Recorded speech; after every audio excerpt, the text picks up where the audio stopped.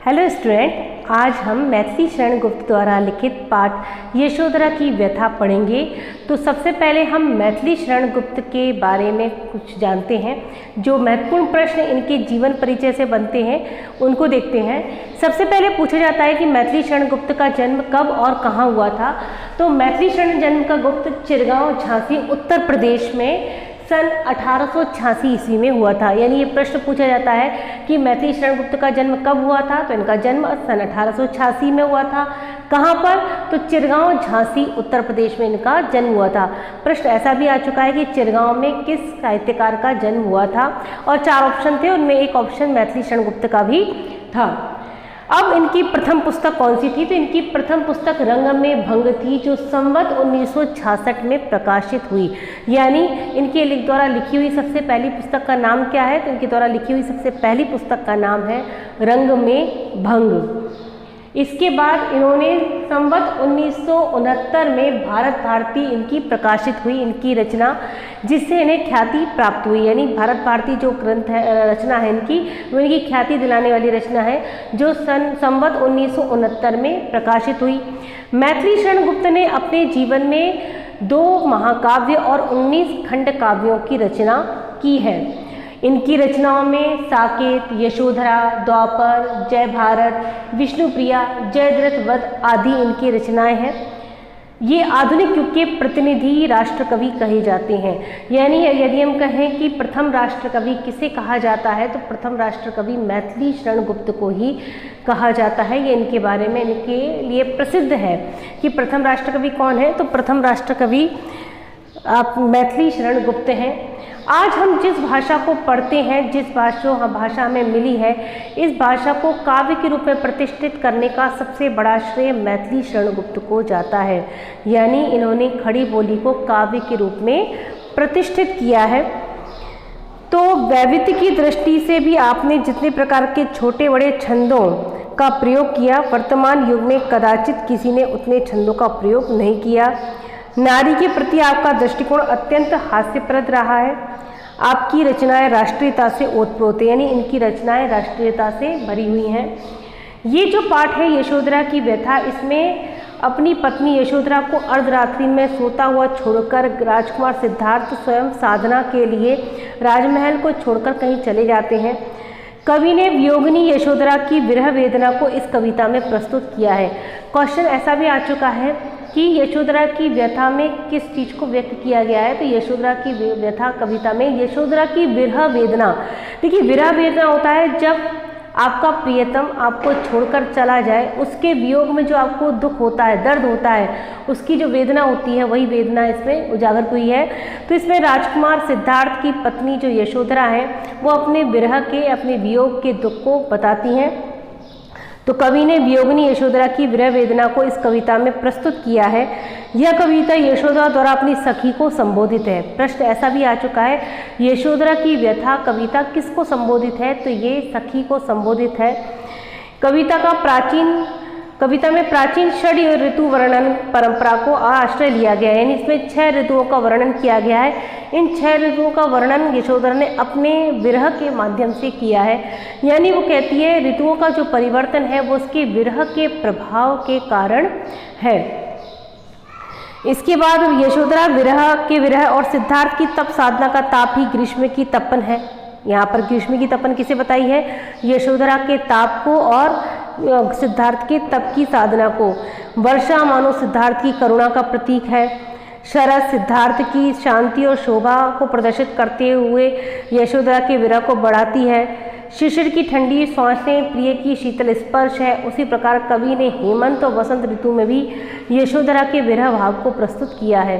यानी 6 ऋतुओं में यशोधरा के विरह को यहाँ पर दिखाया गया है। इस कविता में ऋतुएं ही विरहिणी यशोधरा के विरह से विचलित नहीं करती हैं, बल्कि ऋतुएं यशोधरा के विरह से पीड़ित होकर अपनी भाव दशाओं को बदल रही हैं। यानी ये ऋतुएं जो बदल रही हैं वो किस कारण बदल रही हैं? वो यशोधरा के भावों को देखकर, उसके विरह को देखकर ही उनमें परिवर्तन हो रहा है। तो सबसे पहले जिस ऋतु का वर्णन किया है कवि ने वो है ग्रीष्म ऋतु। जैसे प्रकृति में वसंत ऋतु जब चली जाती है तब ग्रीष्म ऋतु का आगमन होता है, उसी प्रकार से यहाँ पर यशोधरा अपनी सखी को संबोधित करते हुए कहती हैं कि सखी वसंत से कहाँ गए, यानी मेरे जीवन के वसंत।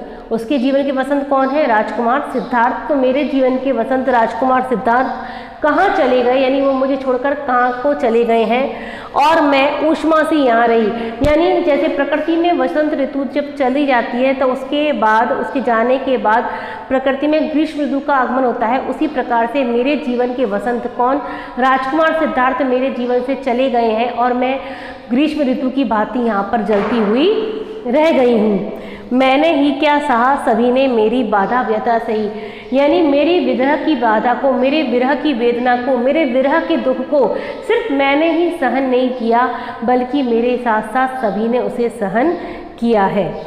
आगे यशोधरा कहती हैं कि तब मेरे मोहन का उद्धव धूल उड़ाता आया, हाय विभूति रमाने का मैंने योग न पाया।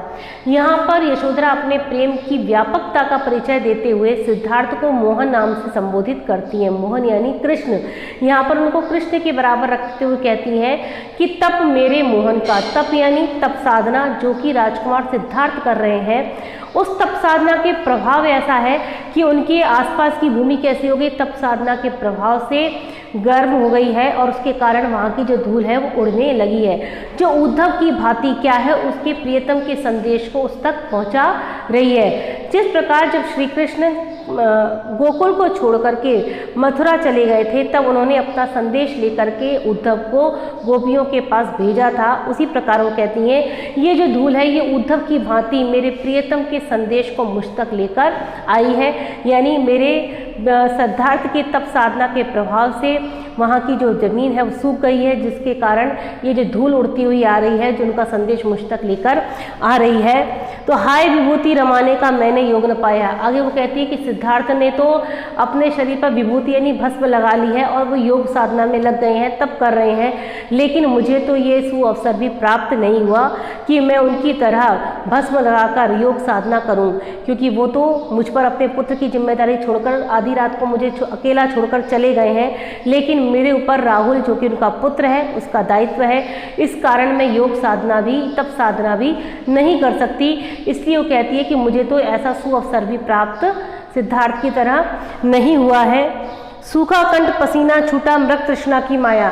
गर्मी की अधिकता के कारण कह रही मेरा कंठ सूख रहा है और मेरे शरीर से पसीना छूटने लगा है और मृग तृष्णा की माया, चारों तरफ क्या है, मृग तृष्णा छाई हुई है।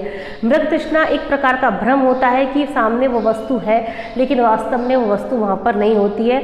जैसे रेगिस्तान में हिरण जब उसको दूर से चमकती हुई रेत सूर्य की किरणों के कारण ऐसा लगता है जैसे पानी है, जब वो वहाँ तक पहुँचता है तो वो पानी नहीं होती है, उसे कहते हैं मृग मरीचिका या मृग तृष्णा। उसी प्रकार से चारों तरफ मृग तृष्णा है, यानी मुझे हर कहीं पर सिद्धार्थ के होने का आभास सा होता है, लेकिन वास्तव में वो है नहीं। तो मेरा कंठ सूखा हुआ है, पसीना आ रहा है मुझे और मेरे आंखों के सामने क्या है, मृग तृष्णा छाई हुई है। झुलसी दृष्टि अंधेरा दिखा टूट गई वो माया। और गर्मी की अधिकता के कारण क्या हो गया, मेरी दृष्टि तक झुलस गई है, यानी मेरी आंखें अब धुंधला सी गई हैं, मुझे कुछ भी स्पष्ट दिखाई नहीं दे रहा है। ये सब उसके वियोग के कारण उसे हो रहा है। अंधेरा दिखा, मेरी आंखों के सामने अंधेरा छा गया है, टूट गई वो छाया।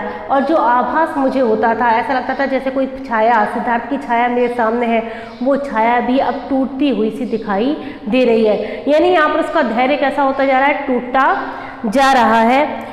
मेरा ताप और तप उनका जलती है यह जठरमयी। अब वो कहती है ये जो प्रकृति में ग्रीष्म ऋतु आई है और इस ग्रीष्म ऋतु के कारण जो सर्वत्र तपन हो रही है, सर्वत्र पूरी धरती तप रही है, वो क्यों है, वो इस कारण तप रही है कि मेरा ताप यानी मेरे विरह के ताप के कारण और मेरे प्रियतम राजकुमार सिद्धार्थ की तप साधना के कारण ही ये जो धरती है ये क्या हो रही है, जल रही है।